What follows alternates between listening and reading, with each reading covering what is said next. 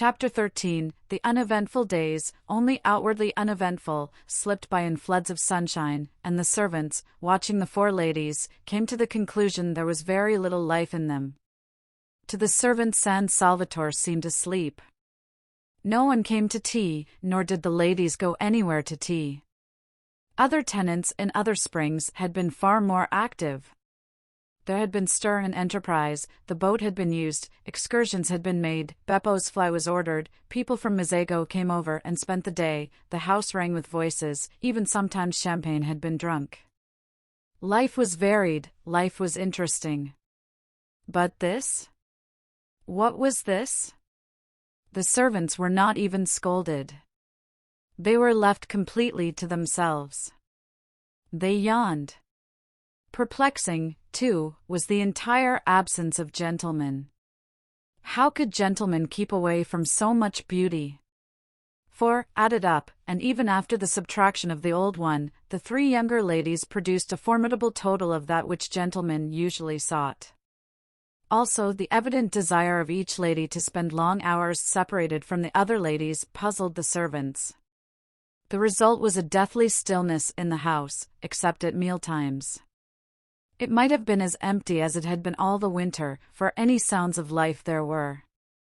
The old lady sat in her room, alone, the dark-eyed lady wandered off alone, loitering, so Domenico told them, who sometimes came across her in the course of his duties, incomprehensibly among the rocks. The very beautiful fair lady lay in her low chair in the top garden, alone. The less, but still beautiful fair lady went up the hills and stayed up them for hours, alone, and every day the sun blazed slowly round the house, and disappeared at evening into the sea, and nothing at all had happened.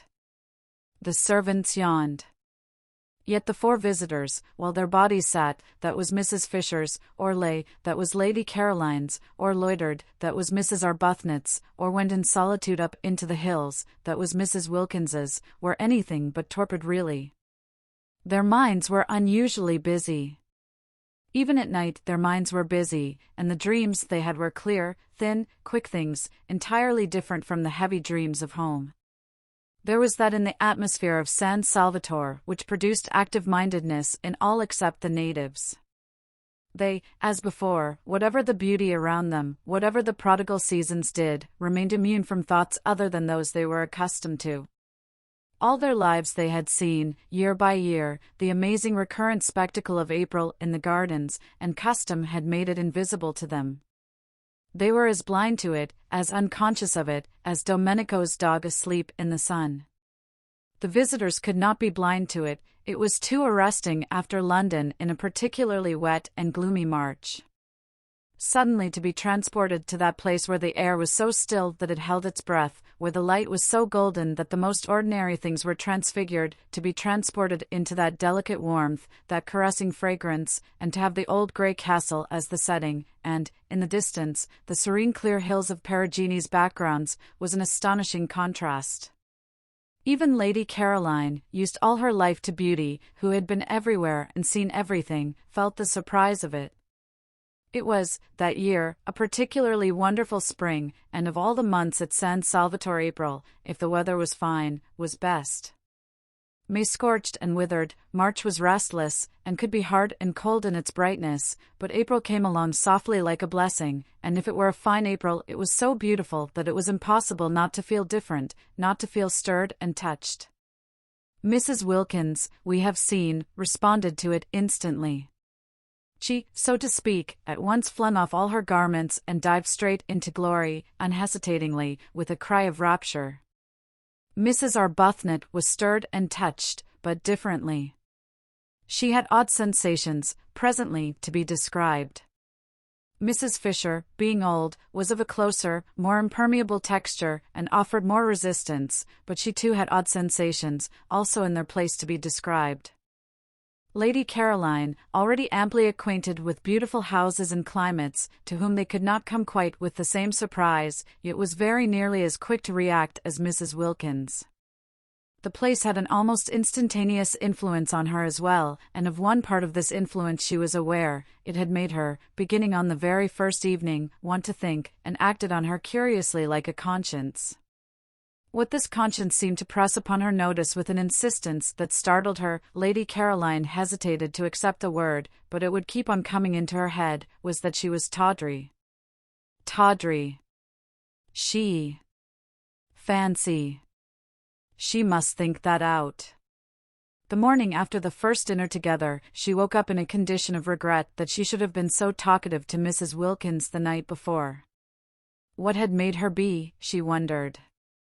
Now, of course, Mrs. Wilkins would want to grab, she would want to be inseparable, and the thought of a grabbing and an inseparableness that should last for weeks made Scrap's spirit swoon within her. No doubt the encouraged Mrs. Wilkins would be lurking in the top garden waiting to waylay her when she went out, and would hail her with morning cheerfulness. How much she hated being hailed with morning cheerfulness, or indeed, hailed at all. She oughtn't to have encouraged Mrs. Wilkins the night before. Fatal to encourage.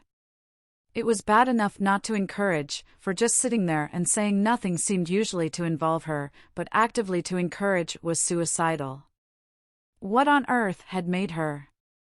Now she would have to waste all the precious time, the precious, lovely time for thinking for getting square with herself, in shaking Mrs. Wilkins off.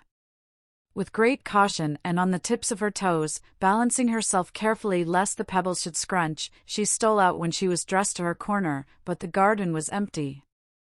No shaking off was necessary. Neither Mrs. Wilkins nor anybody else was to be seen. She had it entirely to herself. Except for Domenico, who presently came and hovered, watering his plants, again especially all the plants that were nearest her, no one came out at all, and when, after a long while of following up thoughts which seemed to escape her just as she had got them, and dropping off exhausted to sleep in the intervals of this chase, she felt hungry and looked at her watch and saw that it was past 3, she realized that nobody had even bothered to call her in to lunch. So that, Scrap could not but remark, if anyone was shaken off it was she herself. Well, but how delightful, and how very new. Now she would really be able to think uninterruptedly. Delicious to be forgotten. Still, she was hungry, and Mrs. Wilkins, after that excessive friendliness the night before, might at least have told her lunch was ready. And she had really been excessively friendly, so nice about Mellish's sleeping arrangements, wanting him to have the spare room and all. She wasn't usually interested in arrangements, in fact she wasn't ever interested in them, so that Scrap considered she might be said almost to have gone out of her way to be agreeable to Mrs. Wilkins. And, in return, Mrs. Wilkins didn't even bother whether or not she had any lunch. Fortunately, though she was hungry, she didn't mind missing a meal. Life was full of meals. They took up an enormous proportion of one's time, and Mrs. Fisher was, she was afraid, one of those persons who at meals linger. Twice now had she dined with Mrs. Fisher, and each time she had been difficult at the end to dislodge, lingering on slowly cracking innumerable nuts and slowly drinking a glass of wine that seemed as if it would never be finished.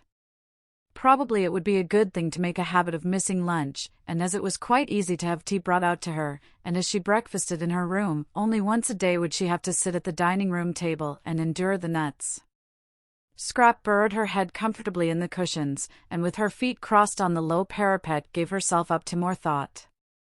She said to herself, as she had said at intervals throughout the morning, "Now I'm going to think."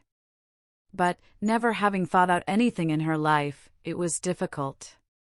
Extraordinary how one's attention wouldn't stay fixed, extraordinary how one's mind slipped sideways. Settling herself down to a review of her past as a preliminary to the consideration of her future, and hunting in it to begin with for any justification of that distressing word tawdry, the next thing she knew was that she wasn't thinking about this at all, but had somehow switched on to Mr. Wilkins. Well, Mr. Wilkins was quite easy to think about, though not pleasant. She viewed his approach with misgivings. For not only was it a profound and unexpected bore to have a man added to the party, and a man, too, of the kind she was sure Mr. Wilkins must be, but she was afraid, and her fear was the result of a drearily unvarying experience, that he might wish to hang about her. This possibility had evidently not yet occurred to Mrs. Wilkins, and it was not one to which she could very well draw her attention, not, that is, without being too fatuous to live. She tried to hope that Mr. Wilkins would be a wonderful exception to the dreadful rule. If only he were, she would be so much obliged to him that she believed she might really quite like him. But she had misgivings. Suppose he hung about her so that she was driven from her lovely top garden, suppose the light in Mrs. Wilkins's funny, flickering face was blown out. Scrap felt she would particularly dislike this to happen to Mrs. Wilkins's face, yet she had never in her life met any wives, not any at all, who had been able to understand that she didn't in the least want their husbands. Often she had met wives who didn't want their husbands either, but that made them none the less indignant if they thought somebody else did, and none the less sure, when they saw them hanging round Scrap, that she was trying to get them. Trying to get them. The bare thought, the bare recollection of these situations, filled her with a boredom so extreme that it instantly sent her to sleep again. When she woke up, she went on with Mr. Wilkins. Now if, thought Scrap, Mr. Wilkins were not an exception and behaved in the usual way, would Mrs. Wilkins understand, or would it just simply spoil her holiday? She seemed quick, but would she be quick about just this? She seemed to understand and see inside one, but would she understand and see inside one when it came to Mr. Wilkins? The experienced Scrap was full of doubts. She shifted her feet on the parapet, she jerked a cushion straight. Perhaps she had better try and explain to Mrs. Wilkins, during the days still remaining before the arrival, explain in a general way, rather vague and talking at large, her attitude toward such things. She might also expound to her peculiar dislike of people's husbands, and her profound craving to be, at least for this 1 month, let alone. But Scrap had her doubts about this too. Such talk meant a certain familiarity, meant embarking on a friendship with Mrs. Wilkins, and if, after having embarked on it and faced the peril it contained of too much Mrs. Wilkins, Mr. Wilkins should turn out to be artful, and people did get very artful when they were set on anything, and manage after all to slip through into the top garden, Mrs. Wilkins might easily believe she had been taken in, and that she, Scrap, was deceitful. Deceitful! And about Mr. Wilkins. Wives were really pathetic. At 4:30 she heard sounds of saucers on the other side of the daphne bushes. Was tea being sent out to her? No, the sounds came no closer, they stopped near the house. Tea was to be in the garden, in her garden. Scrap considered she might at least have been asked if she minded being disturbed. They all knew she sat there. Perhaps someone would bring hers to her in her corner. No, nobody brought anything. Well, she was too hungry not to go and have it with the others today, but she would give Francesca strict orders for the future. She got up and walked with that slow grace, which was another of her outrageous number of attractions towards the sounds of tea. She was conscious not only of being very hungry but of wanting to talk to Mrs. Wilkins again. Mrs. Wilkins had not grabbed, she had left her quite free all day in spite of the rapprochement the night before. Of course she was an original, and put on a silk jumper for dinner, but she hadn't grabbed. This was a great thing. Scrap went towards the tea-table quite looking forward to Mrs. Wilkins, and when she came in sight of it she saw only Mrs. Fisher and Mrs. Arbuthnot. Mrs. Fisher was pouring out the tea, and Mrs. Arbuthnot was offering Mrs. Fisher macaroons. Every time Mrs. Fisher offered Mrs. Arbuthnot anything, her cup, or milk, or sugar, Mrs. Arbuthnot offered her macaroons, pressed them on her with an odd assiduousness, almost with obstinacy. Was it a game? Scrap wondered, sitting down and seizing a macaroon. "Where is Mrs. Wilkins?" asked Scrap. They did not know. At least, Mrs. Arbuthnot, on Scrap's inquiry, did not know. Mrs. Fisher's face, at the name, became elaborately uninterested. It appeared that Mrs. Wilkins had not been seen since breakfast. Mrs. Arbuthnot thought she had probably gone for a picnic. Scrap missed her. She ate the enormous macaroons, the best and biggest she had ever come across, in silence. Tea without Mrs. Wilkins was dull, and Mrs. Arbuthnot had that fatal flavor of motherliness about her, of wanting to pet one, to make one very comfortable, coaxing one to eat, coaxing her, who was already so frankly, so even excessively, eating, that seemed to have dogged Scrap's steps through life. Couldn't people leave one alone? She was perfectly able to eat what she wanted unincited. She tried to quench Mrs. Arbuthnot's zeal by being short with her. Useless. The shortness was not apparent. It remained, as all Scrap's evil feelings remained, covered up by the impenetrable veil of her loveliness. Mrs. Fisher sat monumentally and took no notice of either of them. She had had a curious day, and was a little worried. She had been quite alone, for none of the three had come to lunch, and none of them had taken the trouble to let her know they were not coming, and Mrs. Arbuthnot, drifting casually into tea, had behaved oddly till Lady Caroline joined them and distracted her attention. Mrs. Fisher was prepared not to dislike Mrs. Arbuthnot, whose parted hair and mild expression seemed very decent and womanly, but she certainly had habits that were difficult to like. Her habit of instantly echoing any offer made her of food or drink, of throwing the offer back on one, as it were, was not somehow what one expected of her. "Will you have some more tea?" was surely a question to which the answer was simply yes or no, but Mrs. Arbuthnot persisted in the trick she had exhibited the day before at breakfast, of adding to her yes or no the words, "Will you?" She had done it again that morning at breakfast, and here she was doing it at tea, the two meals at which Mrs. Fisher presided and poured out. Why did she do it? Mrs. Fisher failed to understand. But this was not what was worrying her, this was merely by the way. What was worrying her was that she had been quite unable that day to settle to anything, and had done nothing but wander restlessly from her sitting room to her battlements and back again. It had been a wasted day, and how much she disliked waste. She had tried to read, and she had tried to write to Kate Lumley, but no, a few words read, a few lines written, and up she got again and went out onto the battlements and stared at the sea. It did not matter that the letter to Kate Lumley should not be written. There was time enough for that. Let the others suppose her coming was definitely fixed. All the better. So would Mr. Wilkins be kept out of the spare room and put where he belonged. Kate would keep. She could be held in reserve. Kate in reserve was just as potent as Kate in actuality, and there were points about Kate in reserve which might be missing from Kate in actuality. For instance, if Mrs. Fisher were going to be restless, she would rather Kate were not there to see. There was a want of dignity about restlessness, about trotting backwards and forwards.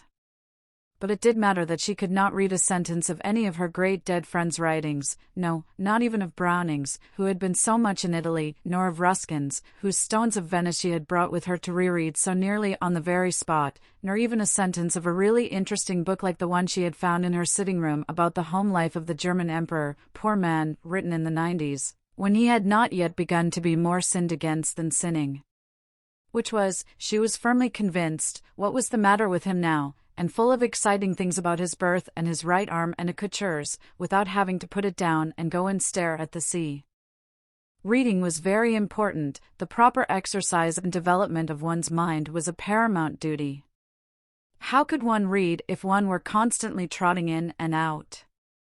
Curious, this restlessness. Was she going to be ill?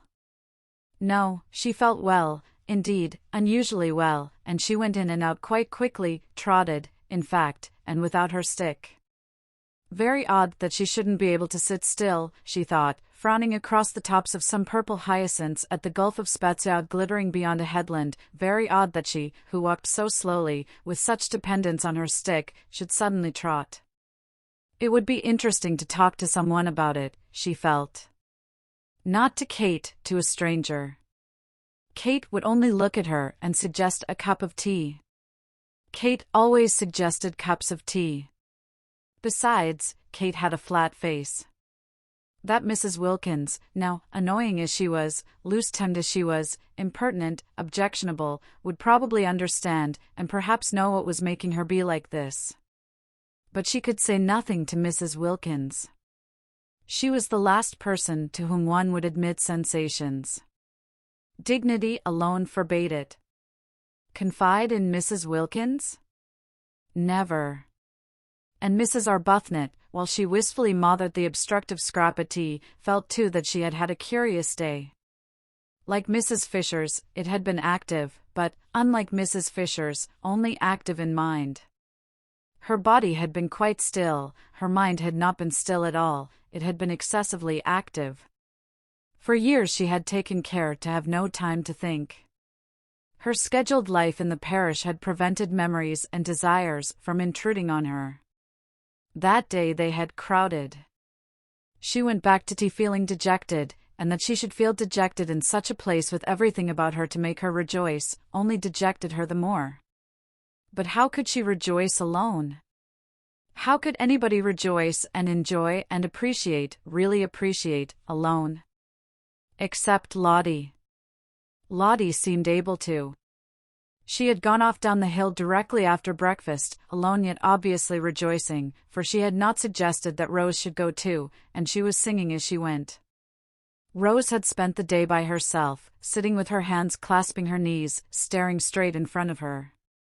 What she was staring at were the grey swords of the agaves, and, on their tall stalks, the pale irises that grew in the remote place she had found, while beyond them, between the grey leaves and the blue flowers, she saw the sea.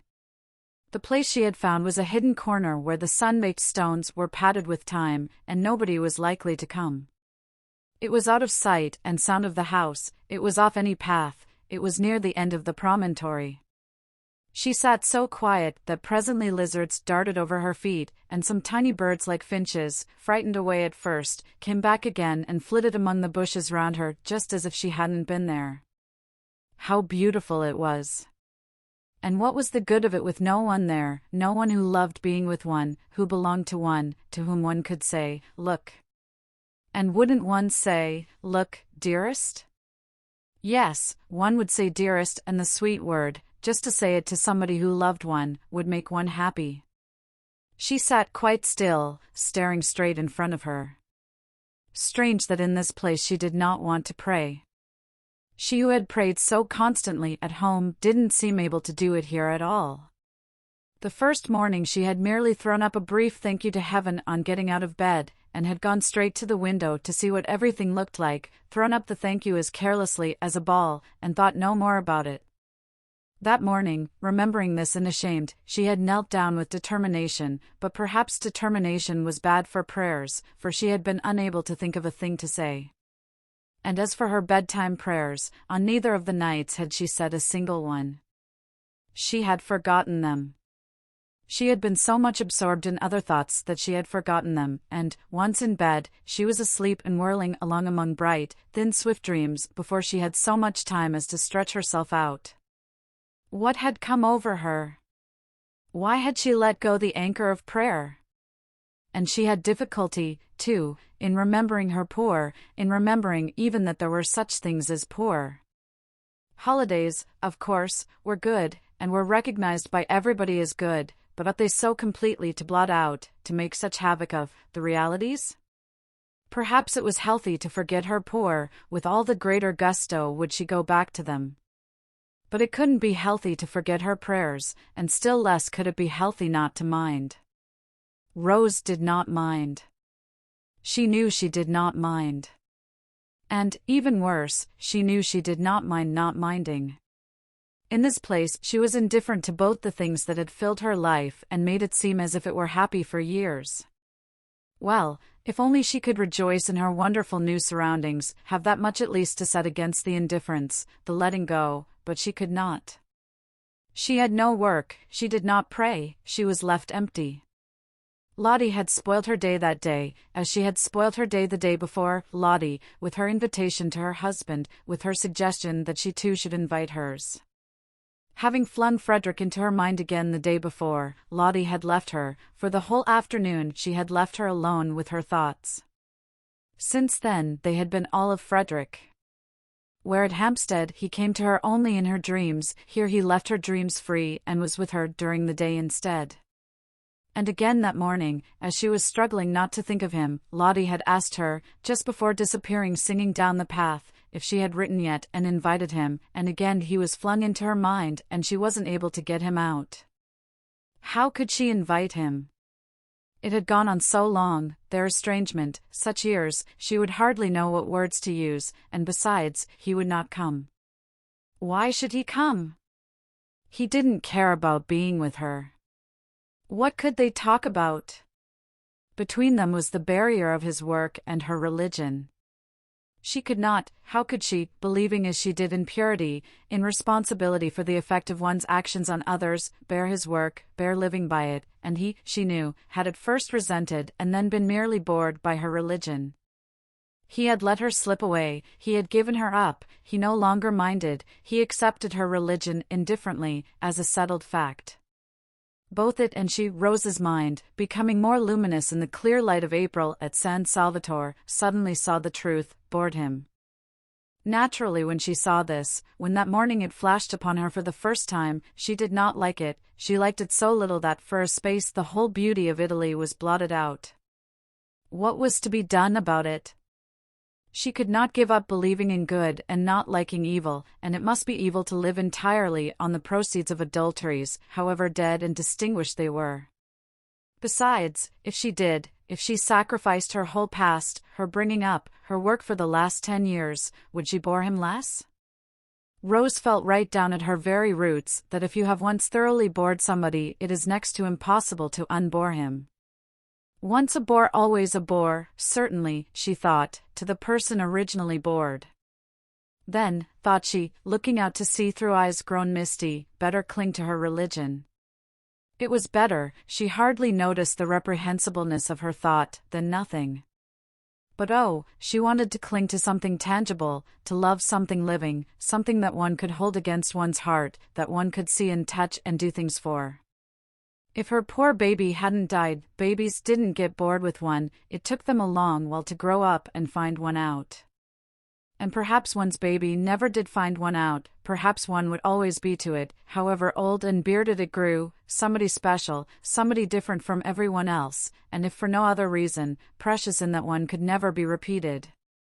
Sitting with dim eyes looking out to sea, she felt an extraordinary yearning to hold something of her very own tight to her bosom. Rose was slender, and as reserved in figure as in character, yet she felt a queer sensation of, how could she describe it, bosom? There was something about San Salvatore that made her feel all bosom. She wanted to gather to her bosom, to comfort and protect, soothing the dear head that should lie on it with softest strokings and murmurs of love. Frederick's child, come to her, pillowed on her, because they were unhappy, because they had been hurt. They would need her then, if they had been hurt, they would let themselves be loved then, if they were unhappy. Well, the child was gone, would never come now, but perhaps Frederick, some day, when he was old and tired. Such were Mrs. Arbuthnot's reflections and emotions that first day at San Salvatore by herself. She went back to tea dejected as she had not been for years. San Salvatore had taken her carefully built-up semblance of happiness away from her, and given her nothing in exchange. Yes, it had given her yearnings in exchange, this ache and longing, this queer feeling of bosom, but that was worse than nothing. And she who had learned balance, who never at home was irritated but always able to be kind, could not, even in her dejection, that afternoon endure Mrs. Fisher's assumption of the position as hostess at tea. One would have supposed that such a little thing would not have touched her, but it did. Was her nature changing? Was she to be not only thrown back on long-stifled yearnings after Frederick, but also turned into somebody who wanted to fight over little things? After tea, when both Mrs. Fisher and Lady Caroline had disappeared again, it was quite evident that nobody wanted her. She was more dejected than ever, overwhelmed by the discrepancy between the splendor outside her, the warm, teeming beauty and self-sufficiency of nature, and the blank emptiness of her heart. Then came Lottie, back to dinner, incredibly more freckled, exuding the sunshine she had been collecting all day, talking, laughing, being tactless, being unwise, being without reticence, and Lady Caroline, so quiet at tea, woke up to animation, and Mrs. Fisher was not so noticeable, and Rose was beginning to revive a little, for Lottie's spirits were contagious as she described the delights of her day, a day which might easily to anyone else have had nothing in it but a very long and very hot walk and sandwiches, when she suddenly said, catching Rose's eye, "Letter gone?" Rose flushed. This tactlessness. "What letter?" asked Scrap, interested. Both her elbows were on the table and her chin was supported in her hands, for the nut stage had been reached, and there was nothing for it but to wait in as comfortable a position as possible till Mrs. Fisher had finished cracking. "Asking her husband here," said Lottie. Mrs. Fisher looked up. Another husband? Was there to be no end to them?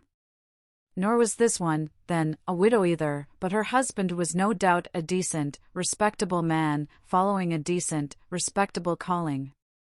She had little hope of Mr. Wilkins, so little that she had refrained from inquiring what he did. "Has it?" persisted Lottie, as Rose said nothing. "No," said Rose. "Oh, well, tomorrow then," said Lottie. Rose wanted to say no again to this. Lottie would have in her place, and would, besides, have expounded all her reasons. But she could not turn herself inside out like that and invite any and everybody to come and look. How is it that Lottie, who saw so many things, didn't see stuck on her heart, and see and keep quiet about it, the sore place that was Frederick? "Who is your husband?" asked Mrs. Fisher, carefully adjusting another nut between the crackers. "Who should he be?" said Rose quickly, roused at once by Mrs. Fisher to irritation, "except Mr. Arbuthnot?" "I mean, of course, what is Mr. Arbuthnot?" And Rose, gone painfully red at this, said after a tiny pause, "My husband." Naturally, Mrs. Fisher was incensed. She couldn't have believed it of this one, with her decent hair and gentle voice, that she too should be impertinent.